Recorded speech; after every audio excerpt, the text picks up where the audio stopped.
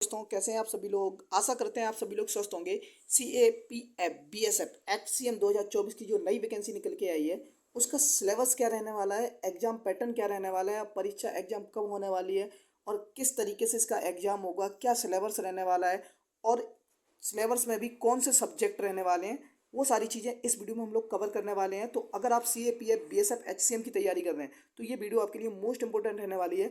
अगर आप CAPF BSF की तैयारी कर रहे हैं तो ये आपके लिए बहुत इंपॉर्टेंट वीडियो रहने वाली है, क्योंकि इसमें मैं सारी डिटेल बताने वाला हूँ कि इसका सिलेबस क्या रहने वाला है, एग्जाम पैटर्न। ये चीज़ें आप समझनी बहुत ज़रूरी है, क्योंकि आप किसी एक चीज़ की तैयारी कर रहे हैं उसके पूरा पैटर्न समझना बहुत ज़रूरी है। इसका एग्जाम अप्रोक्स कब तक होगा ये माइंड में बना रहना चाहिए, जिससे आपकी तैयारी को बूस्टअप मिल सके। तो हम लोग इस वीडियो में कंप्लीट CAPF BSF की HCM के बारे में हम लोग जानने वाले हैं। तो शुरुआत करते हैं। तो अगर हम लोग बात करें इसके एग्जाम पैटर्न की, तो एग्जाम पैटर्न में देखो, सबसे पहले फर्स्ट फेज में ये फिजिकल कराने वाले हैं, सेकंड फेज में कंप्यूटर बेस्ड एग्जाम होगा और थर्ड फेज में आपका डॉक्यूमेंट वेरिफिकेशन और स्किल टेस्ट होने वाला है। तो पहला फेज तो PST है, ठीक है, और सेकंड फेज है कंप्यूटर बेस्ड एग्जाम। तो ऐसा नहीं है कि आपको बहुत सारा टाइम मिल जाएगा, सेकंड फेज है भाई आराम से तैयारी करेंगे, ऐसा कुछ नहीं है। देखो PST के लिए वो, आप PST समझो, आप 8 जुलाई का आपके जो ये फॉर्म है ना, ऑनलाइन होना, विंडो क्लोज हो रही है। उसके बाद अप्रॉक्स 1 या 1.5 महीने के अंदर ये फिजिकल करा देगी, क्योंकि कंपनी कौन है, BSF। यानी जो BSF ने ये एग्जाम कंडक्ट करा रही है, BSF ने इस पूरे उसका कंप्लीट ठेका लिया हुआ है, ये समझो आप। BSF एग्जाम इसका क्या करा रही है, एग्जाम करा रही है। अब BSF एग्जाम करा रही है तो इसके एग्जाम तो BSF के हिसाब से होना चाहिए, एग्जाम पैटर्न भी कौन किसके हिसाब से होना चाहिए, BSF के। तो BSF ने इस बार क्या किया, पिछली बार उसने फिजिकल रख लिया था, सिर्फ PST लिया था, इस बार उसने फिजिकल रख दिया। फिजिकल में भी सिर्फ 1600 मीटर दौड़ है मेल के लिए, 800 मीटर दौड़ है किसके लिए, 800 मीटर है फीमेल के लिए।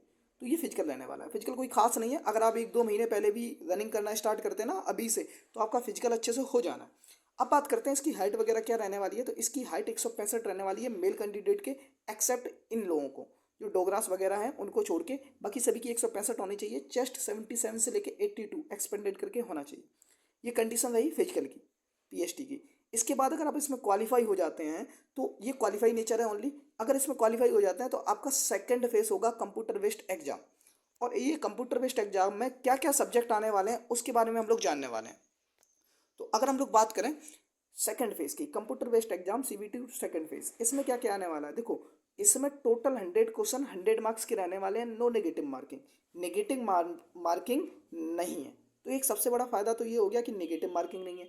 सेकंड सबसे बड़ा फायदा ये हो गया कि यहाँ पे क्लैरिकल एप्टीट्यूड है। अब बोलोगे सर क्लैरिकल एप्टीट्यूड क्या होता है। तो देखो, क्लैरिकल एप्टीट्यूड कुछ नहीं है, रीजनिंग के क्वेश्चन आते हैं, उसी में कुछ इंग्लिश के क्वेश्चन आ जाते हैं। तो जो भाई इंग्लिश लेंगे उनके लिए तो भाई क्लैरिकल एप्टीट्यूड कंफर्म हो जाएगा, लेकिन जो भाई हिंदी ले रहे हैं उन्हें थोड़ा सा इंग्लिश पढ़ना पड़ेगा क्लैरिकल एप्टीट्यूड के लिए, क्योंकि 2 से 4 क्वेश्चन क्लैरिकल एप्टीट्यूड में इंग्लिश के आ जाते हैं।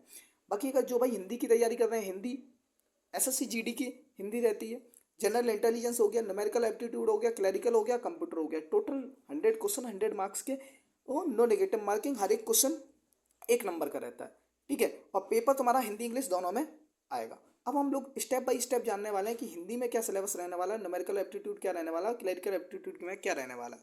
तो अगर हम लोग बात करें इसकी हिंदी में, तो अगर हम हिंदी की बात करें तो हिंदी भाषा का समान जानकारी, अनेकार्थी शब्द, वाक्यांश, अशुद्ध वाक्य करना, संधि, समान, समास, विराम चिन्ह, मुहावरे, लोकांक्ति, रस, छंद, अलंकार, प्रसिद्ध कवि, लेखन, ये सारी चीज़ें आने वाली हैं हिंदी में।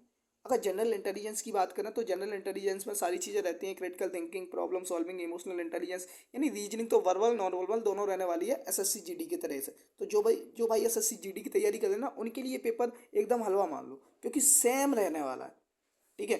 न्यूमेरिकल एप्टीट्यूड में आपका क्या आ गया, number system, fundamental, arithmetic operation, algebra. इसमें थोड़ा चेंज हुआ है, एलजेब्रा, ज्योमेट्री और ट्रिग्नोमेट्री इस बार डाल दिया है, स्टैटिक भी।